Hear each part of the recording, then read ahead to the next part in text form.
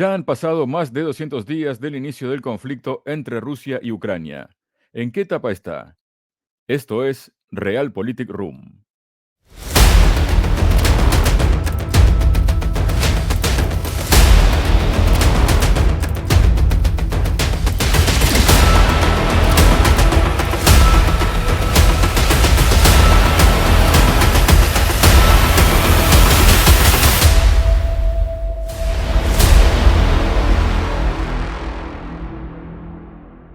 Desde el inicio del conflicto en Ucrania, en la República Popular de Donetsk, para tomar como referencia, ya van 427 muertes de civiles, de los cuales 21 niños y 1.856 heridos, de los cuales 131 son niños. Para hablar sobre esta situación, estamos con alguien que hace poco tiempo ha estado allí sobre el terreno. Se trata del analista internacional Enrique Refollo. Enrique, bienvenido a Realpolitik Room. ¿Cómo estás? Buenos días y mucho gusto de estar aquí por primera vez. Espero que la primera de muchas. Y bueno, y sí, la verdad que hace unos días he llegado de la República Popular de Donetsk, de la misma capital de Donetsk. Y bueno, ahora vamos a ir hablando y habrá un programa posterior para hablar más al detalle de la parte humana del conflicto que, bueno, tiene muchos detalles que contar, pero bueno, ahora estamos aquí en Realpolitik Room para tratar esta parte de esta parte política del asunto ya en el espía del telón. Por otro lado, hablaremos de la parte humana del conflicto. Perfecto. Enrique, para comenzar, ¿no? Más de 200 días de el conflicto y un mapa de Ucrania que se ha ido moviendo con el tiempo, ¿no? Mm. Sí, bueno, de esta parte de la guerra, es decir, Exacto. de esta ronda acelerada de la guerra, porque desde 2014 tenían lugar esta verdadera guerra civil entre ucranianos del este y del oeste, y que tenía a Donbass como punto central de la cuestión. De hecho, Donetsk ha estado durante 8 años en el ojo del huracán también, porque la línea del frente se hallaba al oeste de la ciudad, igual que también al norte de Lugansk había zona del frente y también al oeste de Gorlovka había zona del frente. De hecho, en Lugansk hace mucho que ya no está el frente, pero en Donetsk y Gorlovka sí que sigue estando el frente, y de hecho las bombas siguen cayendo, Aquí, las bombas ucranianas. perdóname, Sí. Enrique, lo que estamos viendo justamente es una animación hecha por el Instituto para la Guerra, Estudios de la Guerra, sobre justamente, ¿no? Lo que ha estado pasando en los últimos meses. Sí, de hecho, como podemos ver en el frente, en la zona de Donetsk, de la ciudad, no se ha movido apenas más que unos kilómetros irrelevantes para lo que es el tiro de artillería y misiles que se usa y cohetes que se usa en la zona. Las bombas siguen cayendo en la ciudad y, de hecho, bueno, la situación en la ciudad es que toda la ciudad es peligrosa. Es decir, en cualquier parte pueden caer bombas, lo cual he visto personalmente, y de hecho, bueno, en los últimos días han seguido cayendo más bombas, más muertos, más heridos. Una ciudad que cada vez es más ciudad fantasma por esa cuestión de que mucha gente huye o básicamente se tiene que ir porque hay cortes de suministros, de suministro de energía, de agua, de conexión de teléfono, internet. Es decir, que la vida diaria, de un modo u otro, no se puede realizar. Entonces, bueno, tenemos estos más de 200 días de conflicto en este sector, donde está muy caliente, donde la guerra es un día a día de la ciudad, es algo más que, por así decirlo, te acompaña sin quererlo, y que, bueno, la verdad que a nivel social la situación es devastadora. A nivel, por supuesto, como todo conflicto, tiene su teatro de la guerra, su teatro de operaciones y su zona de operaciones. Esta zona de operaciones es especialmente candente y trágica para la población civil que sufre estos bombardeos ucranianos. A nivel de teatro de operaciones, el frente se mantiene salvo en la zona de Kharkov, donde las fuerzas rusas se retiraron al este o margen izquierda del río Oskol, y por lo demás, bueno, se sigue manteniendo a nivel del teatro de la guerra. Lo que tenemos es ese miedo en la Unión Europea, precisamente, al que va a pasar en este invierno. Es decir, sin los suministros energéticos de Rusia, sin todo lo que venía de Rusia, cómo se va a sobrevivir al invierno y de cómo también estos políticos europeos hablan de racionamiento casi en estado de guerra de los suministros, lo cual es algo absolutamente tan tremendo como absurdo, de que los mismos políticos que hace 2 años, en 2020, nos pedían sacrificios por el COVID, que había que aguantar el encierro, que había que aguantar todo lo que nos echaran, ahora también tenemos que aguantar todo lo que nos echen. Ahora también tenemos que aguantar los cortes de suministros o limitaciones de agua, de electricidad, de agua caliente precisamente, de calefacción, más si cabe cuando se viene el tiempo frío aquí en Europa. Y nosotros se supone que tenemos la victoria ya conseguida de antemano. Lo digo por la cuestión del dichoso Josep Borrell, cuando bueno, hablaba en marzo de que Rusia ya estaba perdida, ya habíamos ganado la guerra y todo esto, y claro, esa euforia victoriosa pues se ha transformado en el epítome de la caída cada mes más sonante. ¿Por qué? Porque bueno, la guerra no ha acabado, Rusia sigue, esas noticias falsas, evidentemente, de que si Rusia no tenía suministros, que no tiene gente, que no tiene misiles, que está al borde del colapso, etcétera, etcétera, no ha sucedido. Pero en los que sí están al borde del colapso es la Unión Europea y se supone que no está en guerra oficialmente contra Rusia, pero se habla de recortes en suministros, de carencias, de carestía incluso de productos alimentarios. Bueno, en fin, para haber ganado la guerra en marzo, la verdad que la situación de este lado está especialmente complicada. En el lado ruso, pues sí, también hay problemas, pero tienen bastantes más soluciones de lo que es la situación aquí en el lado europeo, que, bueno, que cada vez, de hecho, cuando volví del viaje, me encontré con más situaciones terribles de que, bueno, además de la cuestión simbólica, pero también importante de, pues vais a comer insectos, dejad de comer carne, que la carne es mala, que es mala para la agenda ecologista y todo esto, y poneos a comer gusanos. Eso sí, luego lo que vemos siempre, y recuerden la cuestión de 2020, coronavirus, encierros, limitaciones, ahora también son lo mismo, pero aplicado a otros ámbitos. No, claro, es que la carne, si todos comemos carne, no tenemos carne para todos, tenéis que buscar otra cosa, pero en todas las festividades, eventos políticos, se zampan unos chuletones tremendos que, claro, ellos sí, el resto no. En definitiva, entramos en esa espiral y lo digo porque en política hay una cuestión muy importante. Voy a ser directo. En política la confianza lo vale todo, pero la confianza es como la virginidad. Cuando la pierdes ya no regresa. Entonces estos políticos hace tiempo que la perdieron, intentan mostrarse como que son virginales en confianza, pero no es así. No es así. La gente está harta de todas estas cuestiones y la situación social donde va a estallar realmente es en Europa. En Rusia, donde he estado, en Moscú, en San Petersburgo, en Rostov del Don, allí no había una situación tensa, una situación social tensa, no había un miedo del qué va a pasar en este invierno. La vida sigue, la vida continúa, pero es en Europa donde precisamente esa situación de qué va a pasar ahora, qué va a suceder este invierno, va a ser la hecatombe total, es donde está el miedo. También a partir de ahí, bueno, y te paso la pelota, vemos cómo la Unión Europea está jugando, especialmente von der Leyen y su camarilla, un papel terrible con el caso de Armenia y Azerbaiyán, donde lo que le critican a Rusia en Ucrania se lo aceptan a Azerbaiyán en Armenia y la República de Artsaj, porque el gas, el petróleo, lo que viene de Azerbaiyán y lo que pasa por Azerbaiyán desde Asia Central a través del Cáucaso y llega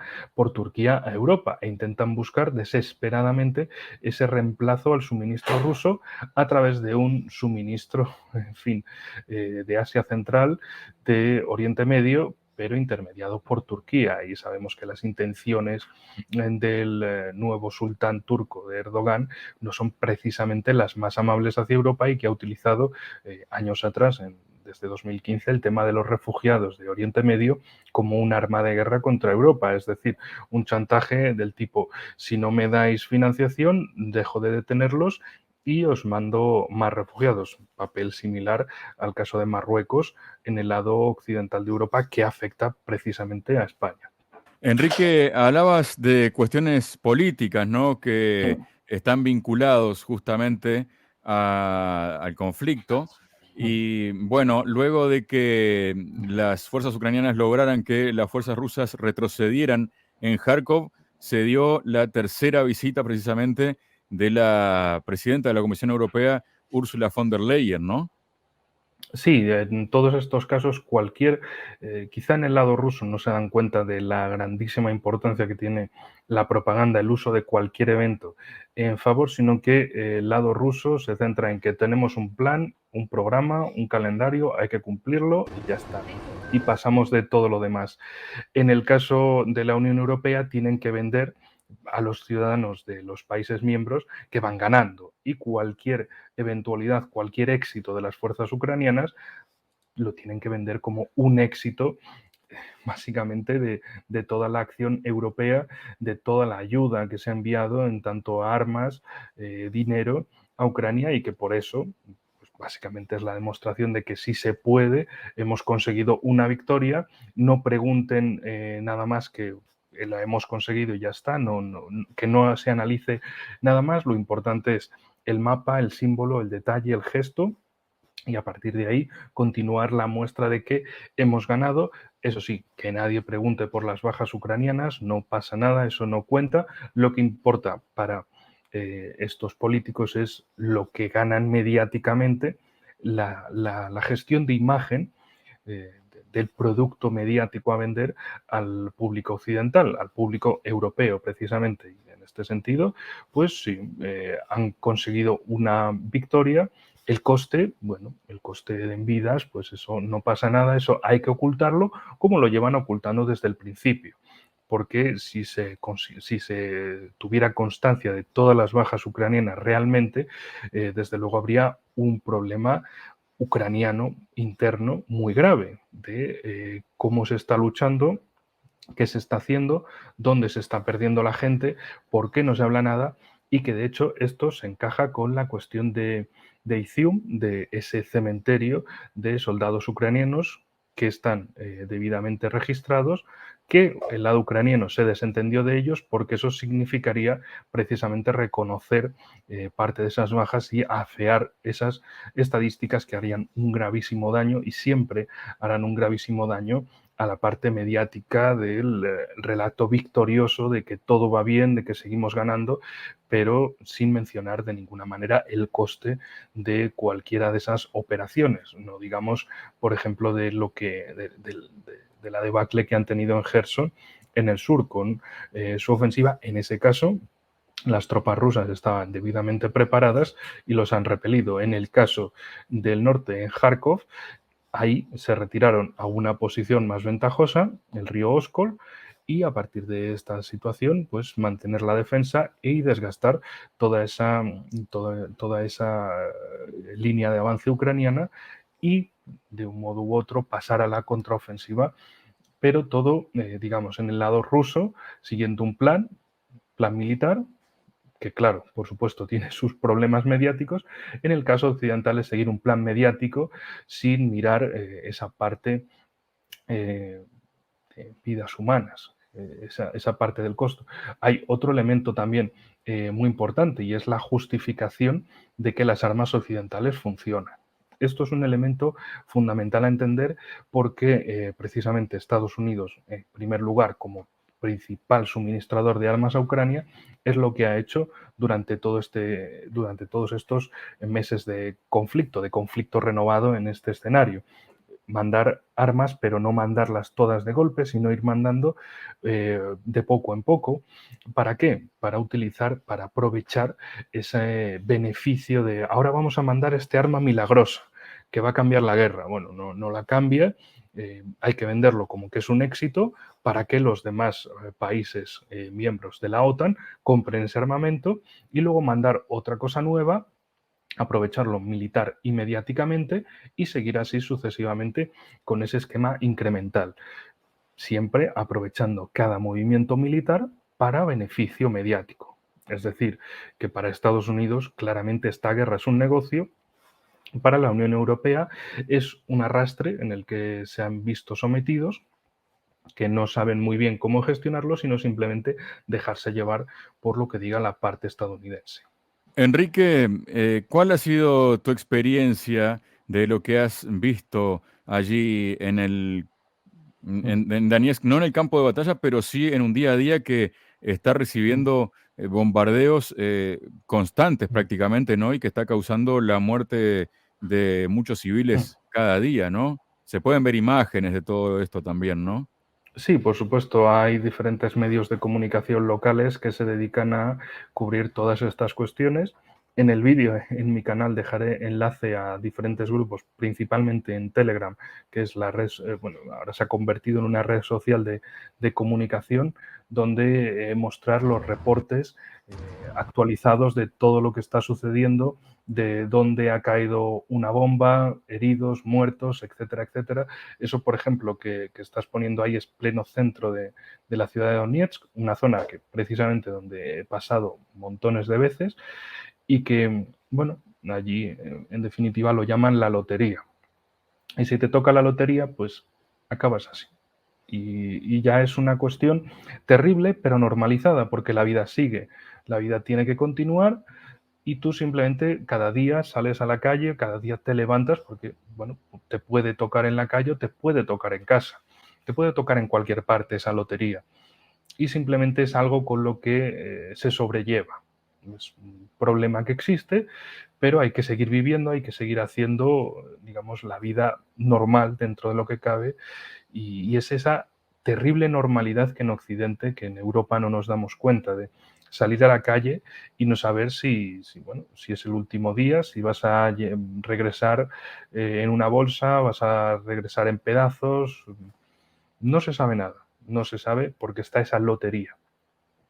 Están esos bombardeos ucranianos que pueden caer en cualquier parte de la ciudad, cualquier barrio, en cualquiera de los distritos, de los rayón en Donetsk, entonces no se sabe cuándo te puede caer algo, cuándo puede suceder algo, cuándo te puede caer algo directamente en casa, o un obús, o un cartucho con minas, con las minas pétalo que tan desgraciadamente famosas se hicieron en las últimas semanas.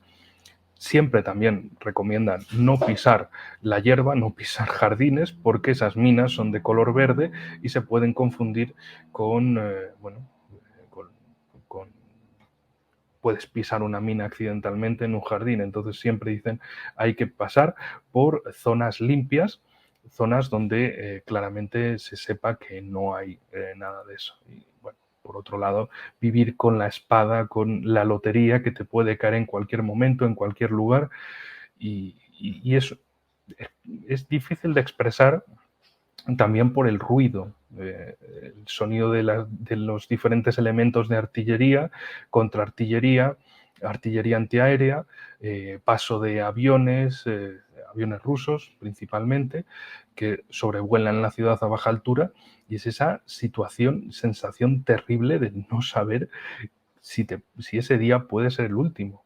La verdad que es, en definitiva, ese lado humano de la guerra que no se menciona en ninguna parte en los medios de comunicación. En el lado europeo solo se menciona de que vamos a ganar, de que no pasa nada. Las bajas civiles y militares, la vida civil en esta situación no se menciona, solo la propaganda de que vamos a ganar porque somos los mejores, o mejor dicho, ya desde marzo se había ganado, pero cada mes se va renovando mediáticamente esa sensación de no, no, ya esto está todo ganado, no os preocupéis, Rusia está al borde de caer.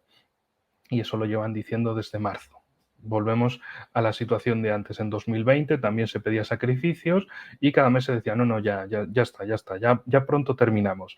Ya pronto terminamos y bueno, las restricciones del COVID ya están prácticamente superadas, pero se han pasado 2 años muy duros en los que los políticos decían, bueno, ahora restricciones, ahora no restricciones, ahora se vuelve a decir uso de la mascarilla, ahora no, ahora sí.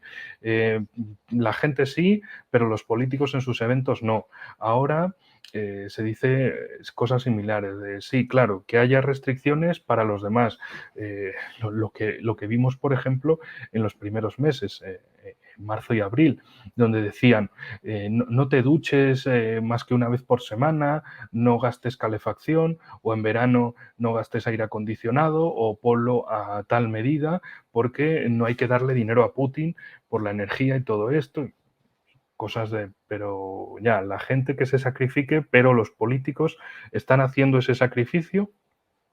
Esa es la cuestión. Los que nos exigen sacrificios constantes son los mismos que empiezan por aplicárselo para sí mismos. Ahí está la cuestión. Con esta última incursión que ha hecho, o con esta más reciente incursión, se podría decir que ha hecho las fuerzas ucranianas apoyadas por Occidente en Kharkov, ¿no? Que precisamente desde Occidente se habla de esta victoria prácticamente, ¿no? Podríamos ver medios occidentales, por ejemplo, ahora mismo te invito a ver estas imágenes de la cadena alemana Deutsche Welle, ¿no? En la que allí muestran, digamos, supuestamente armamentos rusos destruidos y pasando, bueno, el símbolo ese de la cruz allí que llevan los camiones y los tanques ucranianos. ¿Cómo siente la gente en Donetsk esta situación? Y si ven que hay una caída, una pérdida de la fe en cómo van las cosas, ¿cómo va todo esto? Bueno, en Enrique. primer lugar, la parte mediática hay que tener en cuenta que han mostrado en muchos casos vídeos e imágenes que no se corresponden con la fecha actual, es decir, que básicamente corresponden a otros lugares, otros momentos de esta guerra, para meter, digamos, entre la verdad, meter el relleno y decir que esto va muy, muy bien, que si seguimos así, el lado ucraniano va a ganar dentro de poco. No se habla de las bajas militares, eso nunca, nunca lo van a hablar, nunca lo van a reconocer, simplemente tienen que seguir y seguir. Y la cuestión a nivel militar, como algunos analistas muestran, en el caso español podríamos estar ante alguna especie de la batalla del Ebro, donde sí, al principio ganan unos, las fuerzas republicanas que lanzan el ataque, pero luego al final se les convierte en una batalla de desgaste que los deja sin fuerzas para siguientes operaciones. O en un plano más tipo Segunda Guerra Mundial, se habla mucho de la batalla de las Ardenas, donde los alemanes lanzaron una ofensiva inicialmente muy exitosa, pero que no tenía más que esa punta de avance. Una vez los eliminaron, se quedaron sin nada y la guerra continuó su curso como lo venía siendo desde el desembarco de Normandía en esa parte del teatro de operaciones. Es decir, la cuestión de las reservas es un elemento que no se quiere mencionar desde el lado ucraniano, sino desde el lado occidental que sustenta al lado ucraniano, porque, claro, nos dejaría en un escenario del detrás no hay nada. Y en el lado ruso, pues sí, por supuesto hay una sensación de que se han cometido errores, de que no se ha hecho todo el trabajo que se debería haber hecho de defender cada palmo de ese territorio tomado para precisamente defender, por un lado, por el lado más septentrional, a la República Popular de Lugansk, y que también esto afecta a las operaciones en el norte de la República Popular de Donetsk, que está en manos del lado ucraniano. Es decir, una sensación de se ha perdido territorio tontamente por no haber estado preparados con la cantidad de tropas suficientes, porque, bueno, el debate que siempre se ha sostenido en Rusia de una forma más o menos directa es, vale, lo llamamos operación militar especial, pero ¿tenemos tropas suficientes para sostener esto? Es más, en el Kremlin se han dado cuenta de que esto no es una operación militar especial en Ucrania o contra Ucrania, sino contra toda la OTAN, que está respaldando a Ucrania con todo tipo de armamento, financiación e inteligencia militar. Y ese es el debate que ahora mismo está en Rusia sobre la mesa y cada vez más sectores están llamando a una movilización parcial, que es la parte más realista, o a una movilización total, que es la parte, digamos, es la apuesta fantasiosa, pero ya se sabe que en negociaciones en general unos tiran para un lado, digamos, el precio hacia arriba, otros el precio hacia abajo, y al final se llega a un intermedio. Lo que parece es que, desde luego, habrá una movilización parcial, habrá un incremento de tropas precisamente para acometer una contraofensiva que deje en nada todos estos avances ucranianos o de la OTAN en Ucrania, en nada. Pero la cuestión, eso es algo que se verá con el tiempo. Y para resumir y para cerrar, el lado ruso lo que siempre ha demostrado es que la parte mediática no le importa en absoluto, la dejan en general de lado, o cuando hacen algo es un tema que se nota que lo mediático no se manejan, a diferencia precisamente del lado ucraniano, del lado de la OTAN, donde las operaciones psicológicas es un tema central en todo ello, y mantener con todo tipo de ataques mediáticos, de acciones mediáticas, mantener viva la esencia de esta guerra, y que no caiga nadie en el derrotismo, sino que cualquier cosa es, uy, Ucrania ya ha ganado, pero ¿habéis mirado el frente cómo está? Da igual, ha pasado esto ya, Ucrania ha ganado. En definitiva, bueno, esa parte de operaciones psicológicas. El lado ruso, como ha demostrado, como decía, por ejemplo, el 9 de mayo. Se decía que el 9 de mayo iba a pasar una serie de cosas tremendas y tal. Pasa el 9 de mayo y no sucede nada. O sea, cuando al lado ruso se le dice desde Occidente, no, esta fecha es muy importante, va a pasar tal cosa, tal otra, y es un día más, porque ellos tienen su calendario, su idea, su lo que sea, de planificación, y ya está. Y van sobre el tablero cumpliendo eso, adaptándose a los cambios en la medida de lo posible, pero sin dejarse llevar por una necesidad de promover cosas o de meter cosas en un plano mediático. Y a partir de ahí, lo que podemos ver es esa aproximación, ese cambio progresivo de estrategia rusa, que, por lo que estoy viendo en diversas fuentes, están llamando a la movilización de voluntarios en diferentes regiones de toda la Federación de Rusia para aportar nuevas tropas a esta operación militar especial, e incluso pues que se transforme durante este otoño en algo más que una aparentemente simple operación militar especial, como por ejemplo la de Rusia en Siria a petición del gobierno sirio, y que esto, bueno, pase la guerra a un nivel mayor también. Y en última instancia, ya de verdad, está la cuestión del qué va a pasar en invierno. Es decir, cuando en la Unión Europea los ciudadanos pasen frío, miren las facturas y se pongan a llorar en primer lugar, y que les entren ganas de quemar los parlamentos de sus países en segundo lugar, cuando toda esa crisis de inflación, también de precios, de subidas de la energía, de los alimentos y de todo eso, cuando todo eso estalle dentro de la Unión Europea, ¿qué van a decir los ciudadanos de estos países? ¿Vamos a seguir apoyando a Ucrania porque los políticos nos dicen que hay que sacrificarse y hay que seguir manteniendo la guerra? ¿O hay que decir, ya, hasta aquí hemos llegado, nos preocupamos de nosotros lo primero, y cuando ese apoyo desaparezca? También, ojo, cuidado, en Estados Unidos, que hay muchos sectores políticos y cada vez más que dicen, pero vamos a ver, o sea, a los ciudadanos de mi estado no se les da financiación federal y eso se le manda a Ucrania. Es decir, el gobierno le quita dinero a sus ciudadanos para mandarlo a otro país que ni nos va ni nos viene, y luego, claro, cualquier cuestión de corrupción en Ucrania, de dinero desviado, de armamento en el mercado negro, es todavía más contraproducente a la estrategia del gobierno de Biden. Es decir, esa disidencia interna en Occidente es algo que va a estallar a lo largo otoño-invierno, es algo que también en Rusia saben y que esperan que de ese modo haya un descalabro del frente interno en apoyo a Ucrania y Ucrania, básicamente sin ese armamento occidental, no tengan básicamente reemplazo alguno y acabe en un tablero de destrucción militar o finalmente de negociaciones en unas condiciones poco favorables. Muchas gracias, Enrique. Muchas gracias a ti y hasta la próxima, por supuesto, y un gran saludo también a tu audiencia.